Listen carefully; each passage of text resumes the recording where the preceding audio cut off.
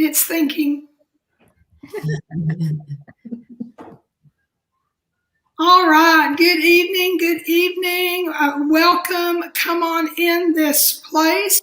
It is Women in Leadership, conversations with women, real talk about our faith and what it looks like right now in an ever-changing economy. I mean, things are so different. Politically, it's different. Economically, it's different. You throw a worldwide pandemic in there, and all of a sudden we have a perfect storm for all kinds of attitudes and ways to adjust. So with me tonight are two lovely women who are very engaged in leadership in multiple capacities. Sabrina Williams, Latasha Davis. Welcome, welcome, ladies. I am so excited that you are here and that we get to talk about our faith and what it looks like for women in leadership in business. Kind of a different, and that includes ministry. And there are going to be some people who may not appreciate me saying this, but I'll tell you what, I'm going to call a spade a spade. Yes, ministry has a business component to it. And so we are also going to be addressing how to help those women tonight. But hey, for our listeners to know who you are and where you're coming from, jump in, tell us a little bit about yourself, who you are, and what you're about. Okay, I'll go first. I'm Sabrina. I'm from Chicago, the Windy City, although we have great weather today. I appreciate that. I am the online pastor at my church, but I also co-founded Innovative Ideas Media Group with my husband, where we help entrepreneurs and ministries get their technology needs met. And since I was in children's ministry for over 20 years, that is still my heart. I just started a not-for-profit chain CYM ministry here in Chicago. So very busy. Okay. All right. I love it. And I like the fact that you talked about the diversity of who you are. And I want to park there for a moment. Ladies, it is really great when you can have multiple streams of income. You need to start looking at your life not as just one straight line, but the diversity of who you are and what you've got.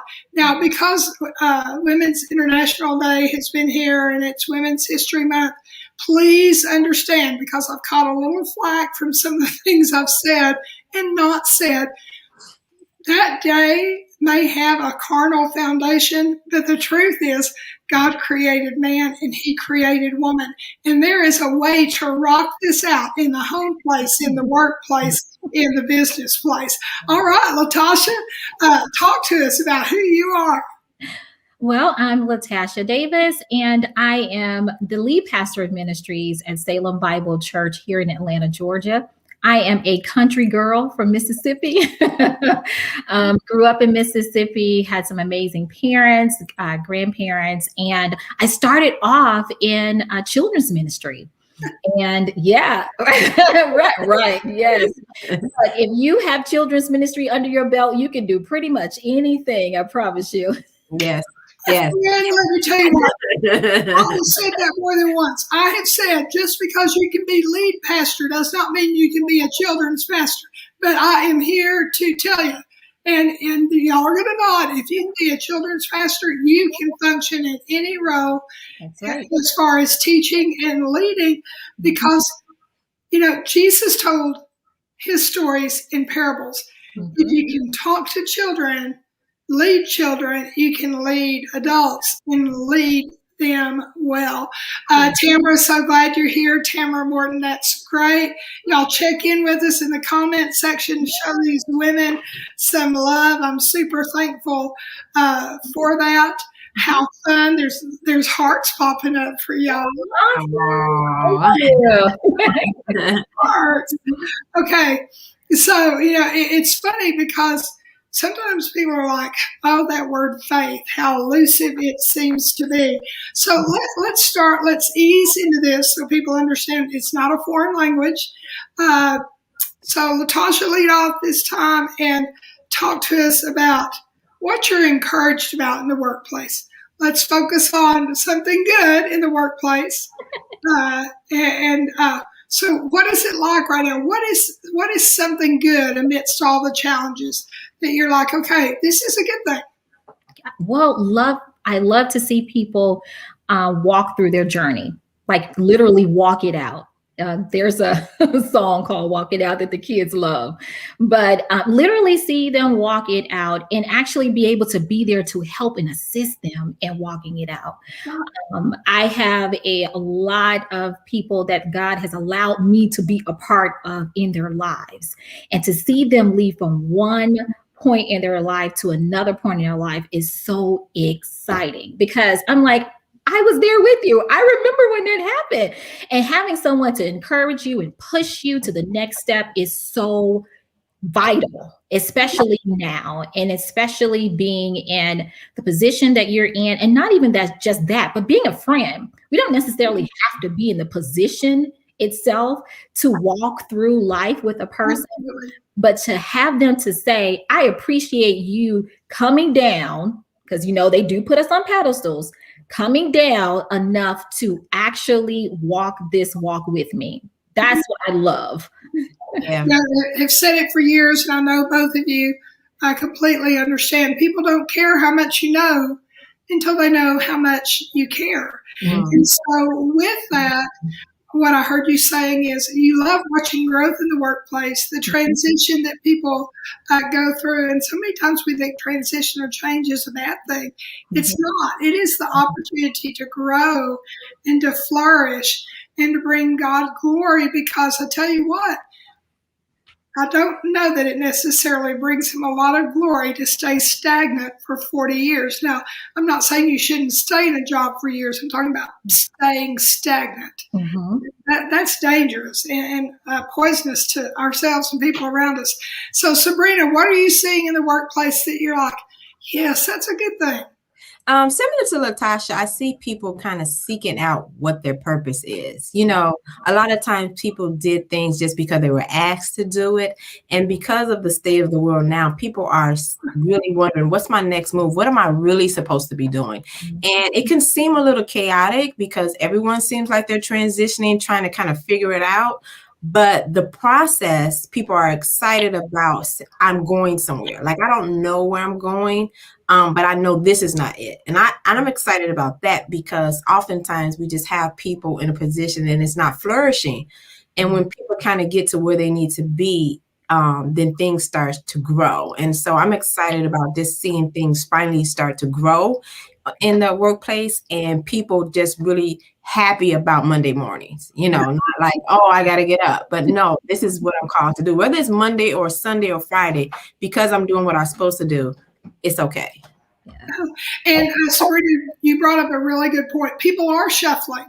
I think when pandemic came and people had to shut down at one point or another over the course of a year, it did give people time to think if they were really engaged in their purpose. Were they happy? Were they fulfilled? And you're right, there is a lot of shuffling going on because people are having to learn new skill sets to survive in a post-COVID world, and it will not go back to the way it was. Not in church, not in work, all these remote places that people are working, it is going to be exceptionally different, and yet we can change and adjust and be good with that. So I love. All right. So we started out with the easy one. Let's talk about what challenges are women in leadership facing in the workplace?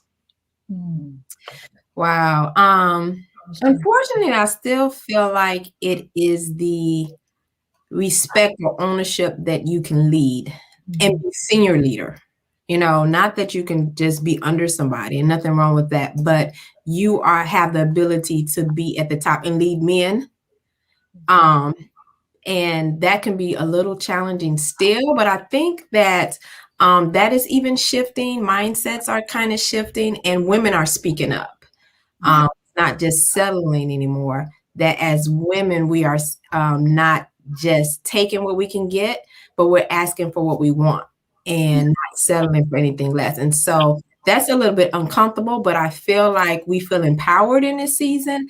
And so we're just going for it. So I'm excited about that.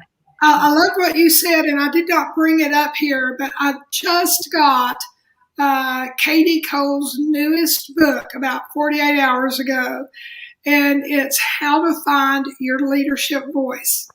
And she's very specifically addressing women and saying, in 90 days, she wants to help women walk through how to find your leadership voice. Because so many times women either seem to feel like if they're being kind, that people think they're not being stern enough. And then when they're stern, they think, oh, you're plowing over. So you're right. There is this really good balance. Okay, weigh in, my friend. Well, I would definitely agree with Sabrina that there is more confidence now in women being able to ask for what they want and lead. But I think the issue that we did have, and I'm speaking for myself, and I can tell anybody this, I will testify for myself and tell you exactly what I've gone through. Being authentic. We never, ever felt like we could be ourselves. We felt like if we lead a certain way, we would get more respect. If we teach a certain way or sound like someone when they're teaching and preaching, then we can get more respect. We lost the authenticity of ourselves. But now I think with the way the world is changing, things are turning, that we feel like, you know what? God actually ordained me as well, just like he did you. And so I have the same fortitude that you do in order to walk this walk. But I think that was a problem at first. But now we're bold enough now to say, okay, the cloth is off, the shield is off, we're ready. But that was one of the things I think that we struggled with.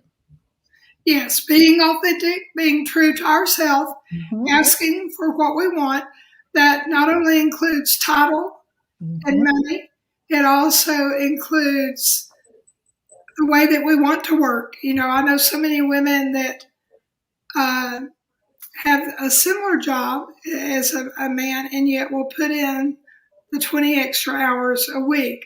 So you're right. So as we look at faith in the workplace and where we're going with this, so many times that word feels a little bit elusive to people. So, ladies, let's define faith in a real practical way. What does faith look like in the workplace? Faith in the workplace, to me, often from ministry and just being an entrepreneur, is like blind trust. Like, I don't know where I'm going, but I know this is the road I'm supposed to go on. And that's not always easy because for me, I like things defined, like God, like tell me, like from you ain't got to get A to Z. Can I just get to J? Just A to J. Tell me how this is going to go. It's not been that way. And it hasn't been that way. But I almost feel like it's an honor to have it that way because he feels like my obedience have grown. I have passed some tests and I don't have to spell it all out for you. You're going to do what I asked you to do. And I know you are.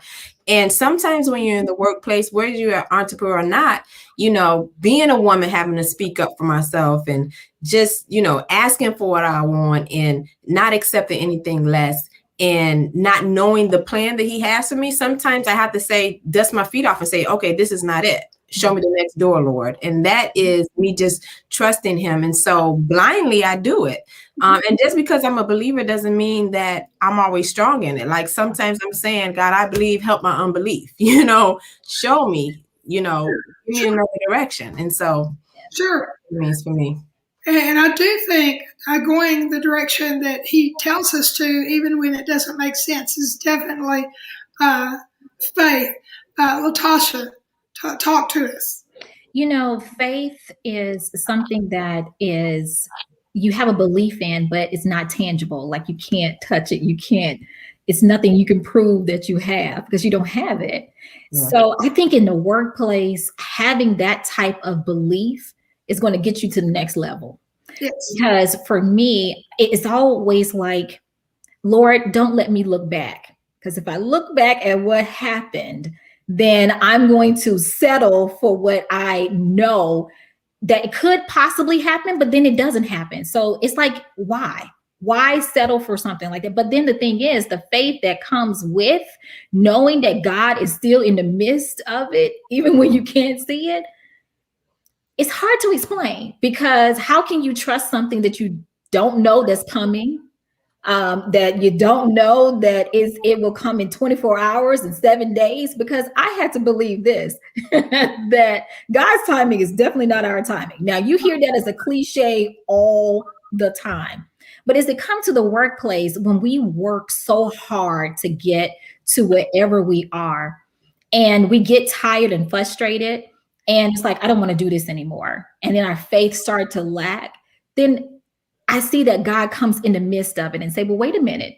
Let me give you just this little bit to show you, you can go a little bit further. And then he stops. It's like, what happened? And so, but you keep going and knowing that he's there regardless. He's still there. So, yeah. Can I say this? Yes. When you get to that knowing, though, even though it could be brief, it's the most liberating part to me. Because I'm like, I don't care. This doesn't, the situation don't even matter. Like, y'all could do it or not. This is what I know. And it's so freeing when you're there. So I try to hold on to that faith in the workplace, because everyone's frustrated, and I'm like, it doesn't really matter. Yes. Love that. That is true. And so many times faith in the workplace, people are in all kinds of work environments, sometimes with a lot of believers, sometimes with very few believers. And yet sometimes our strongest act of faith can be when the Holy Spirit prompts us to do something very practical.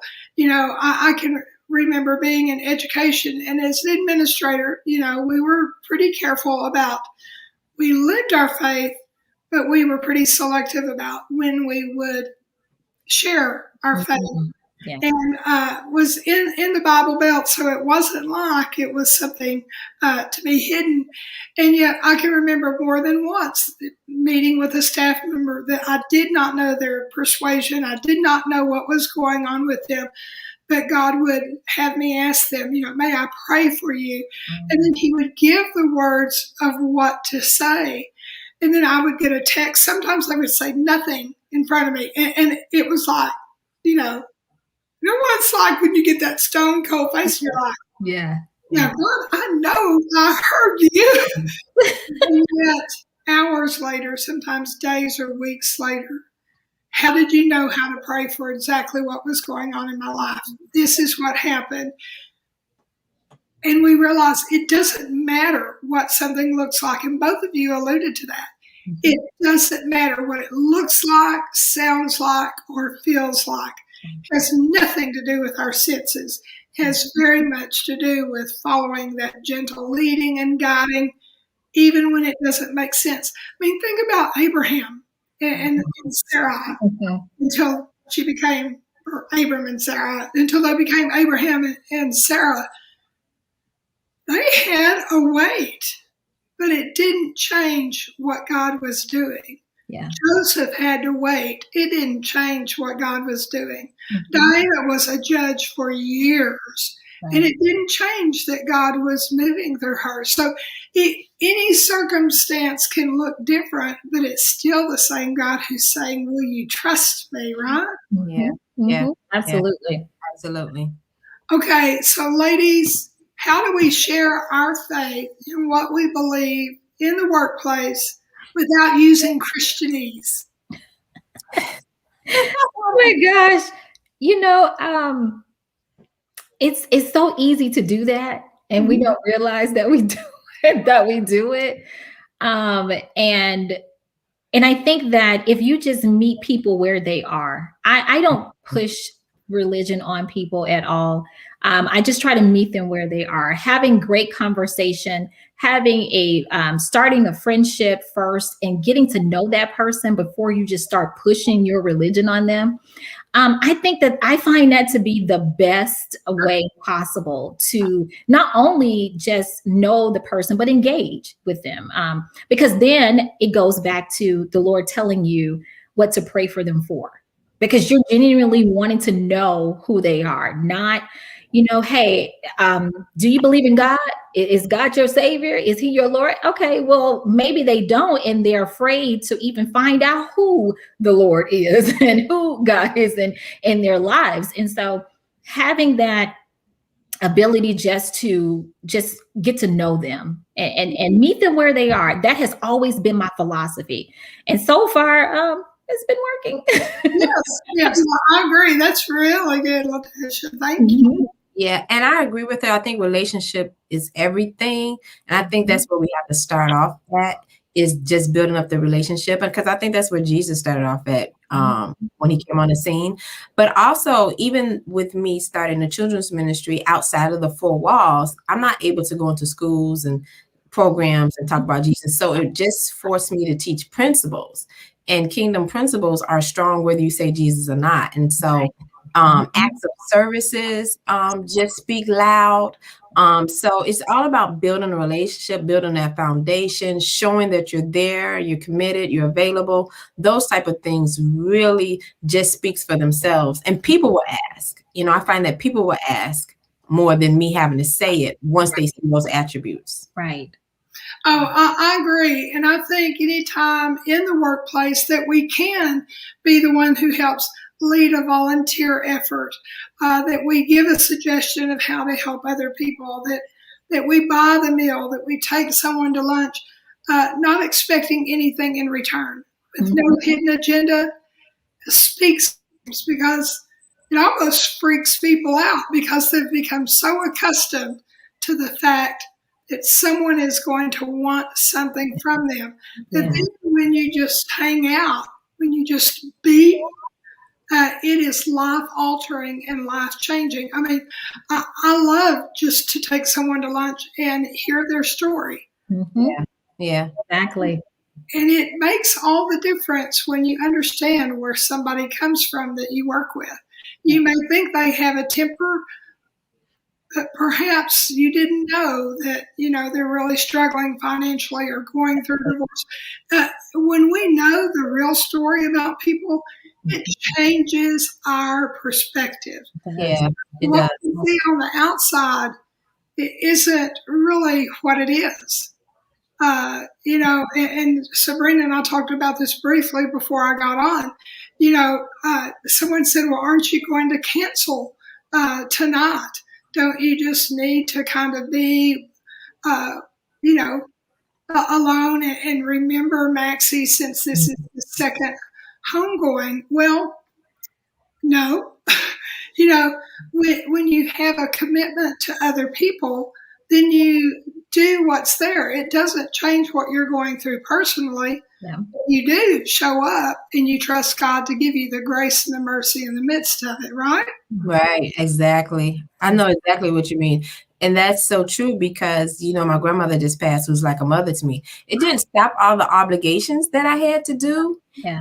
I was able to pull back from the ones that I didn't, but the ones who needed me, those where I found ministry for myself while I'm thinking I'm ministering to them. Yeah. So it just comes full circle. Sometimes, it doesn't seem like it. You're like, oh God, not today. But God is like, no, I have something for you today to remind you that I'm still here. And so, yes. So just thank God that you're on here with us, Sherry. We're happy to be here with you. We like how he moves, and we like the fact that we get to impact the lives of others, because all of us are in this to make a difference. We want people to win at life. Yes.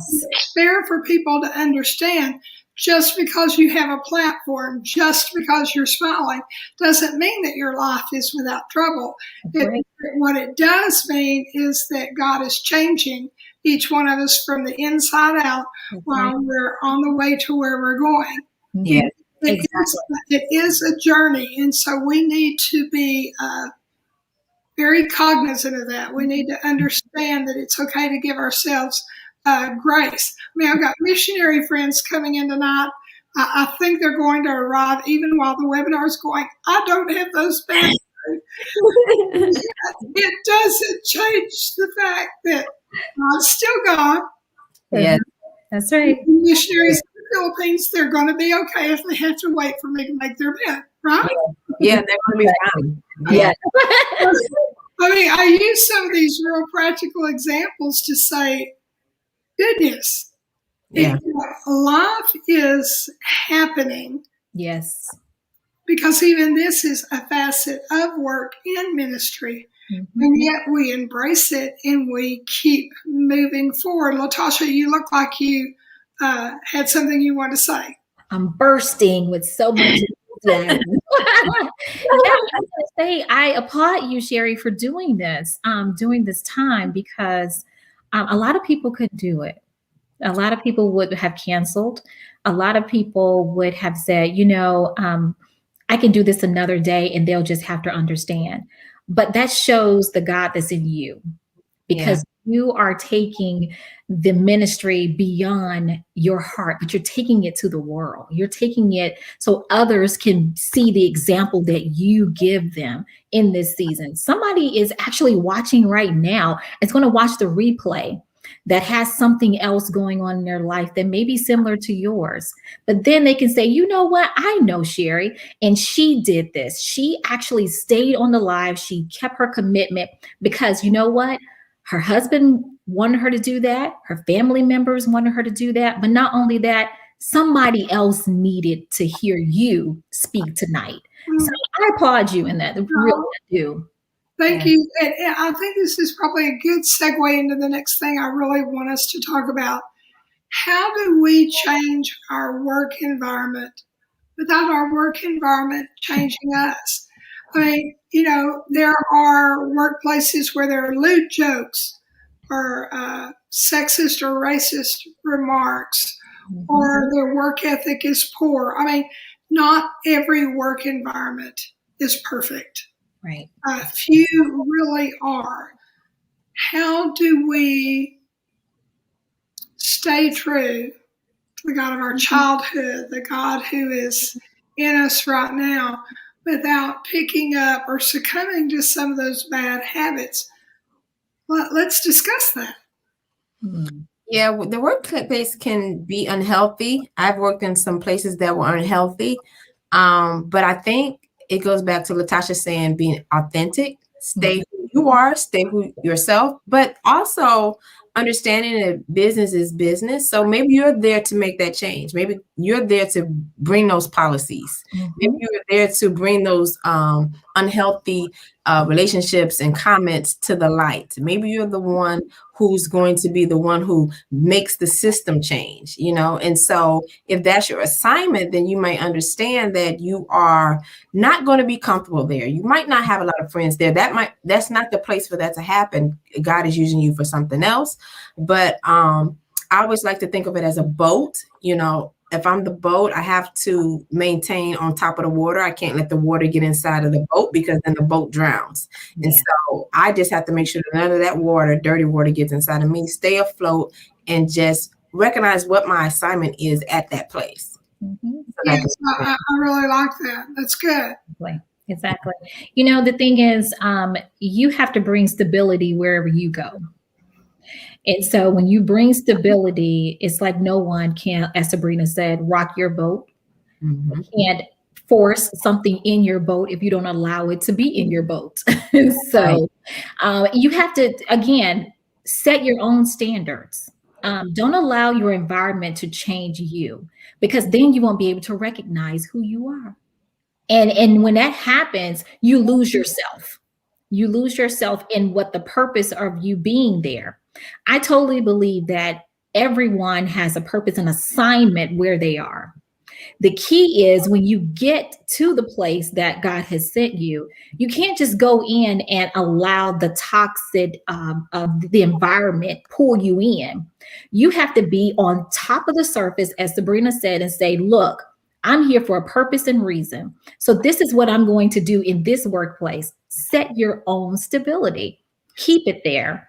And I think when you do that, it doesn't matter what the workplace brings to you. And it's not easy. I'm just going to tell you now, you can have all the faith in the world, but sometimes just a little bit, real talk here. Sometimes it's like, you know what?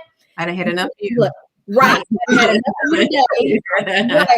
Look, I haven't always been saved, as they say, so you get all of that going, but then you have to come back and say, okay, reel yourself back in and figure out, listen, okay, God, I need to bring stability here so that I can do what you purpose me to do. And take it from there. Yeah. I mean, that is so good. And both of you hit on something. So I feel like we kind of need to go the direction that both of you talked about, whether it's the example of the boat and not letting the water in, or the stability and knowing who you are.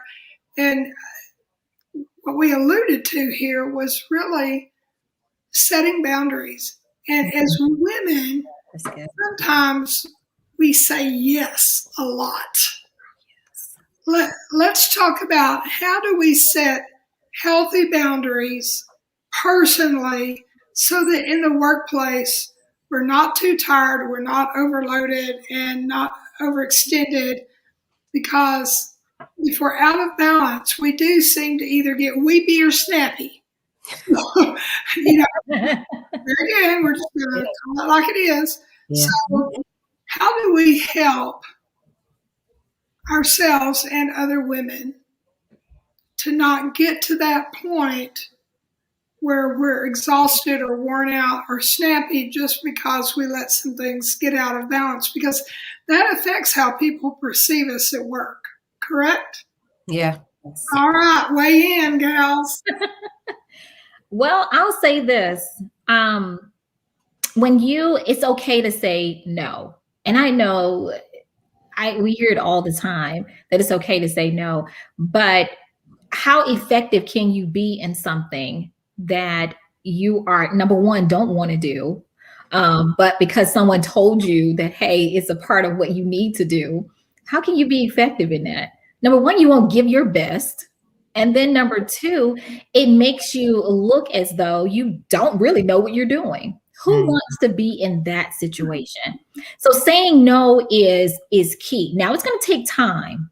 It's going to take time to say no. But when you know your limitations, when you know your boundaries, when you know, hey, this is not my lane, identify your lane. Look, that ain't my lane. And be okay to tell people it's not your lane. We're not super women. I hear people say superwoman.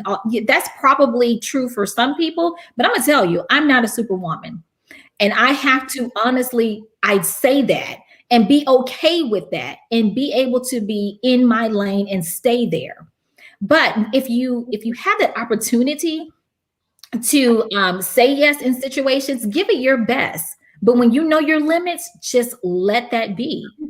Let it be. Yeah. Yeah, I totally agree with that. And I know that can be hard for women if you're watching, because we have this nurturing, we want to help, we want to get people together, but that's not our job all the time. Yeah. And I really believe in knowing your purpose. When you are set on knowing your purpose, you will not go into the other lane. Like, I'm quick to tell somebody, that's not my anointing. I don't do that. I would say it because I don't like to be set up to fail. Yes. And when you're asking me to do something that I know is not my gifting or my talents, I don't want to do it. But also when I know it's going to take up too much of my time, which I like to protect, I don't do it. And so I'm real clear on what I'm doing, where I'm going with it. You have to have a clear vision of who you are, who God called you to be, and what's your purpose. And when you have that, no will come so much easier to you. Yes, it will. Yes, I agree. And Ruth Ann, thank you for weighing in. Tamara's had really good comments also. It is okay to say, no, I can't do what you've asked, but I can do X, Y, Z. Mm-hmm. We need to feel comfortable enough to have those preset boundaries. and to watch our schedule. Yes. It's one of the reasons that I mean, I always sound like a broken record about this, gals. I do, but I'm like, schedule out your entire day. Oh, yes. Special meetings, schedule out your task. If you're cooking dinner, put it in that schedule. If you're sitting down at the table, because you only have so much energy to expend. You only have so much emotion to give something. You only have so much think time a day. And sometimes we're so hard on ourselves because we're like, well, I only did this and this, but we didn't consider all the other aspects of life, how that weighs in. And I think when we're talking about what faith looks like in the workplace, faith is being okay to say, self-care is important. I'm going to be boundless for other people. If I will do these things for me, then I'm going to be more effective, be more time on task. And then it's a win for everyone. But we think, oh, no, we please everyone else, then we take care of ourselves. Yes. But that's really not faith. I mean, that's more paranoia or, FOMO, fear of missing out, these things. So, ladies, if you could just share anything from your heart to help women in the workplace as she walks out her faith, what would that be? For me, it would just be walk in confidence. Yeah. I think we as women often second guess our giftings, our talents, and we measure ourselves with other people a lot. And I would want us to stop doing that and just walk in your gifting, your talents, confident that God has called you for with a purpose, and your gifts are your gifts. And so just walk in confidence and take care of yourself. We need to take care of ourselves. Exactly. I would definitely agree with Sabrina. And I will also just say, be authentic. I can't say that enough, because you don't want to lose yourself in something that was given to you by God, and then you lose purpose in that very thing. Because we're all here for a purpose and a reason. And taking care of yourself, you'll be able to take care of others. But when you don't take care of yourself, how can you take care of others? How can you lead others if you are in a place of hostility, toxicity, or any of that? You can't do that if you can't take care of yourself. So be authentic to you, be authentic to who you are, who God has called you to be, because you are uniquely made. Honestly, you are uniquely made. I don't have the same thoughts as Sherry have or Sabrina, but guess what? The idea that you have is set for that very reason at that set time. So be confident in that. As Sabrina said, be confident in knowing that you can do what you've set yourself to do and what God has anointed you to do. Don't let anybody else tell you anything different. Yeah. I agree with that. And I think as women, we just need to get so comfortable with just a couple of things. Right now, my favorite question outside of how can I pray for you, if I know them and it's someone that I'm like, I will intercede. I will do battle with you. But even if I don't know the person very well, I will straight up ask a gal, how can I celebrate with you? What are you celebrating? That's great. Yeah. Because it takes the attention away from any type of insecurity. Either female is dealing with. It's like, wow, she genuinely wants to know. So let me practice that tonight, because someone I know, I got the prompting in my spirit said, no, you don't. That's kind of weird. No, it's not. It's just this easy. Hey, Latasha, how can I celebrate with you? What's going on? Well. You can definitely celebrate with me. I am starting this amazing new project, which I am excited about. You can hear it in my voice. It's called Reset Mondays. It's actually not new. It's just something where you have the opportunity on Mondays to reset your life, whether it is your faith, whether it's your finances, because, we always say, I'll start on Monday. So Reset Monday Birthdays is actually taking full force starting this month, actually in April, right after Easter. So celebrate with me on that and continue to pray with me in that effort, because I am super excited about that. Yeah, excited for you. Like, I need to know when that reset starts. We'll be watching. Yeah. With you. Yeah. Okay, and so Ruthie was weighing in. She said, I appreciate that you don't say feel confident, just be it in God. For having placed you there for a purpose, and He'll equip you. You know, and then she was talking about preach this to yourself, because we all need to be confident in our lane, skills, and gifts. Yes, that is so true. So Sabrina, sweet Sabrina, lovely, awesome, sweet Sabrina, girl, how can we celebrate with you? Well, I am actually, I help people get online, but now I am starting my own Sabrina L. Williams, different webinars and YouTube. So I'm working on that. And everybody like, you don't have your own YouTube, and I don't have that much, even though I help so many people. So now I am, let myself be in the forefront instead of the back. And so just celebrate with me as I continue to move up front instead of in the back. Well, I love it. We're going to reset on Mondays. We're going to go check out this YouTube channel, because truly, streaming is so much the deal now. Yeah. Cable no longer really rules. Streaming does, and YouTube has become the new TV. If you're wanting to reach the next generation and kids, boy, they can tell you in a heartbeat what YouTube channels they're watching. So, goodness, Sabrina, you have the hookup where God's going, and I think that women really need to know that we don't wait till the end of the year or the end of a quarter, that we can reset. And really, we can even reset every moment of every hour of every day. Right. Yeah. Self-doubt, self-condemnation, second-guessing stuff is just a bunch of malarkey. I mean, we just... You're right. Exactly. Honestly, push it away. And so we are not doing this, because it really is a choice, and the battle is won in our mind, and sometimes we don't even realize all the mess that we're letting play in the background, and then we wonder why we're not seeing God move so much. We need to close some of those open apps in our mind off. Yeah. Goodness. Yeah. Yes, we do. Yes, I am.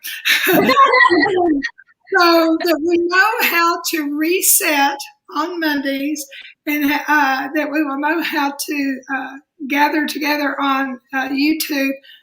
Give us your information, ladies. How can we follow you? How can we be a part of your lives? Well, you can follow me on Facebook or Instagram or IG at Latasha E. Davis. And you'll get all of the latest updates on what's happening and what's going on in my world. So Latasha E. Davis. Latasha E. Davis. I love that.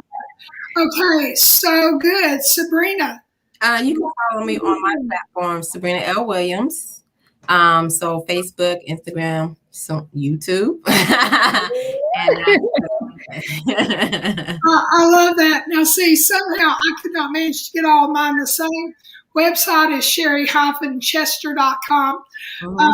Facebook, it is my entire Southern name. Sherry Chester for the professional page. LinkedIn, Twitter, IG, it's Sherry L. Chester. There appears to be a lot of Sherry Lynn's around, and I didn't even know it. You grab what you get, and then you go for it. All right, ladies, closing thoughts. I'm really excited, and I wanted to ask, how can we celebrate you? I know you asked that for everyone else, but how can we celebrate you? Exactly. Oh, okay. Well, in a real short-term way, you can celebrate the fact that I got the bathroom door unlocked where my grandson celebrate with me that a plumber is coming tomorrow. Yes. If I to leave the last thought, I just want women to know it's okay to celebrate each other. Like I love to do that. We're not in competition with each other. The world is big. God has given us our own gifts and talents. So let's learn how to celebrate and work together. Yes. And then next week, I'm writing a new book. But my current book, Conviction, it's on Amazon or my website, Barnes and Noble, stuff like that.